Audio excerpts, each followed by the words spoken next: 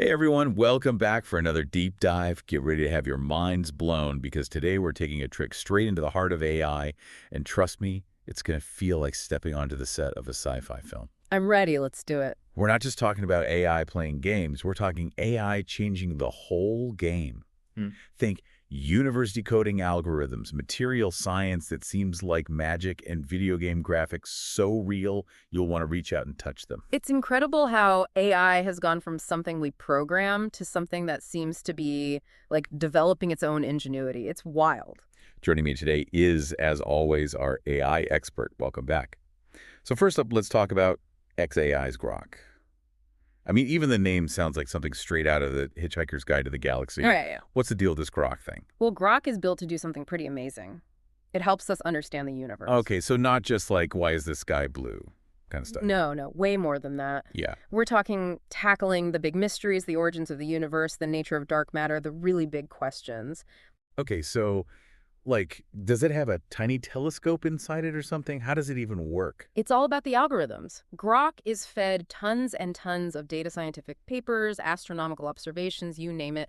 But here's the really cool part. Grok doesn't just, like, remember this info. It analyzes it, looks for patterns, connections, things that we humans, might miss. So it's like giving a detective all the clues in the world, and then some, and saying, go solve the case. Exactly. It's like having a superpowered research assistant for real. Yeah. Like imagine Grok could find a link between how black holes act and quantum mechanics, stuff we might never put together. Whoa, hold on. So you're saying Grok could discover connections between different areas of science that would normally take, like, teams of scientists years to uncover? Absolutely, yeah. It's not even just about speed, though. It's about looking at these huge problems from totally new angles. That's amazing. Yeah. But let's be real. For those of us who aren't astrophysicists, how will Grok actually change things for us? Okay, so imagine a world where we can basically ask Grok anything about the universe, any question at all, and get a real, scientifically sound answer.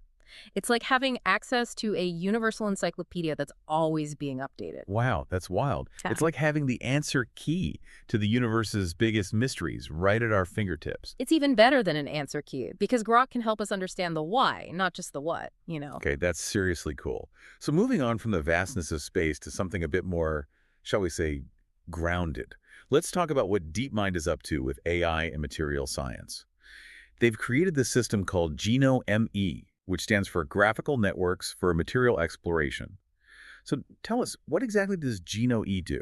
Imagine a cookbook, but instead of flour and sugar, it's using atoms and molecules. Okay, I'm intrigued. This cookbook, this GenoE, can actually predict what these new materials, combinations we've never even seen, will be like before anyone even tries to make them in a lab. It's wild. Hold on, wait, it can predict the properties of materials before they're even created? How is that even possible? So Genome, it's trained on this massive data set of existing materials and all their properties, right? It takes all this info to find patterns and relationships between how a material is put together, its structure, and what it's like its strength, conductivity, all that. So if we wanted to create a new material that was, say, insanely strong but also super lightweight, Genome could just, like, sift through billions of potential combinations of atoms and molecules to find the best candidates. No more trial and error in the lab. Exactly. It's like having a super-powered material scientist who never sleeps and runs on electricity, just churning out possibilities. That's seriously impressive. Yeah. But what does all of this mean in the real world? What can we actually do with these new materials that Genome is dreaming up? The possibilities are huge. Imagine lighter, more powerful batteries for electric cars, super strong and sustainable building materials, maybe even new kinds of fabrics that have, like, unique properties. It's like AI is handing us the tools to create a better, more sustainable future. Exactly. Genome can find us materials that aren't just high-performing, but also good for the environment.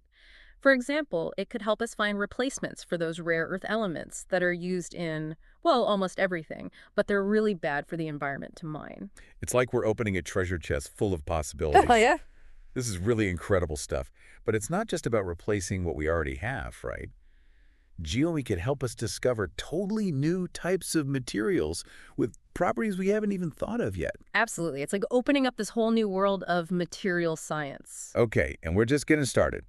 Next up, we're diving into the world of AI-powered graphics.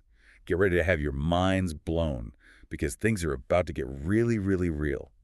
Remember back in the day when video game characters looked like, well, kind of like they were made of Legos? Oh, yeah, I remember those days. Yeah, those days are long gone, my friend. Long gone. And leading the charge is NVIDIA, a company that's always pushing the limits of what's possible with computer graphics.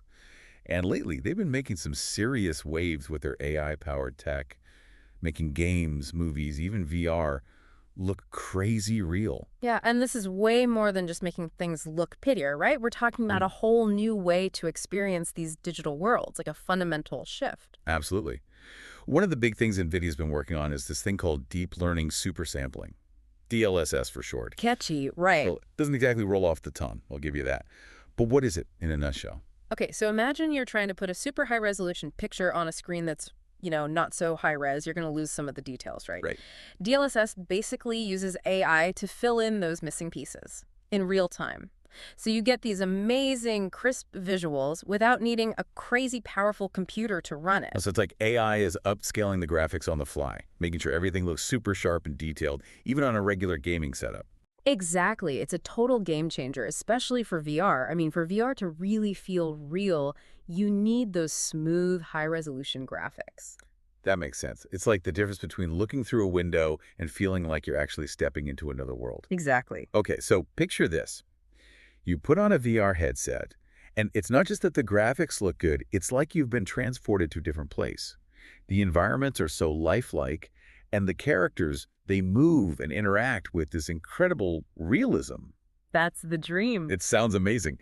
But I have to ask, with all this talk about blurring the lines between what's real and what's simulated, are there any downsides? Like, is this technology all it's cracked up to be? It's a good question. I think one of the challenges with these AI-generated graphics is that they can be misused, right? Right. As these tools get more advanced, it's going to be harder to tell what's real and what's made by, an algorithm. So we could see even more of those deepfakes we've been hearing about, and even more sophisticated misinformation campaigns. It's definitely a possibility. And that's why it's super important to talk about the ethical side of all this, We need safeguards against people using this tech for the wrong reasons. We can't just ignore the potential consequences, that's for sure.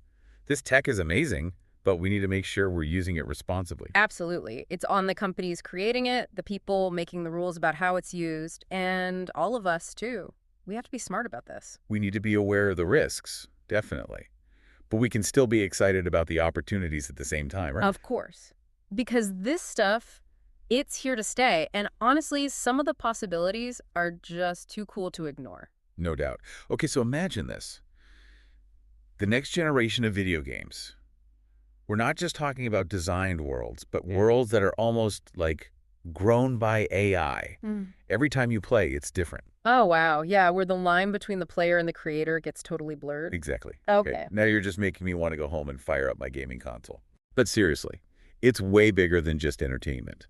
These breakthroughs in AI graphics have the potential to change everything. Architecture, design, education, even healthcare. Oh, absolutely. Imagine, architects walking through a virtual building before they even lay the first brick, seeing how the light falls, how the space feels. Or surgeons practicing complex surgeries on virtual patients that are practically identical to the real thing. Exactly. These are the kinds of things that can revolutionize entire industries and make people's lives better. And it's all thanks to, you guessed it, AI. It's crazy to think that just a few decades ago, the idea of computers creating images that were indistinguishable from real life, it was like something out of science fiction. I know, right? And now, here we are, right on the edge of this whole new era of visual storytelling, scientific discovery, human creativity, all driven by AI. Makes you wonder what we'll come up with next, doesn't it? It really... Well, speaking of what's next, let's circle back to something we talked about earlier, xAI's Grok. We were talking about how it could help us unlock the secrets of the universe. But I'm curious, how are scientists actually using Grok right now? It's not like scientists just feed Grok a bunch of data and then, bam, answers, right? Right, exactly. Think of Grok more like a really, really advanced tool, but it still needs humans, to work with it, guide it. So it's not replacing scientists, it's more like giving them a helping hand. Yeah, exactly. It's all about making what they already do faster and, well, better.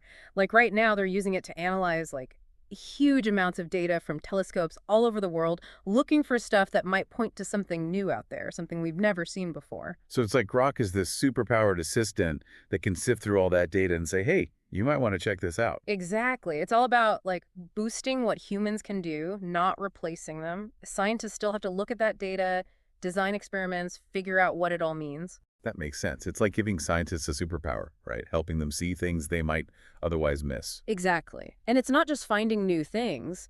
Grok can also be used to test theories, the ones we already have. It can simulate all these crazy complex things that happen in space, and that helps scientists understand how the universe really works at like the most basic level. So it's like having a universe-sized laboratory where you can run experiments that would be impossible to do in real life. Exactly. The possibilities are pretty mind-blowing when you think about it. It really is incredible. It feels like we're on the verge of this whole new era of discovery, with AI leading the way.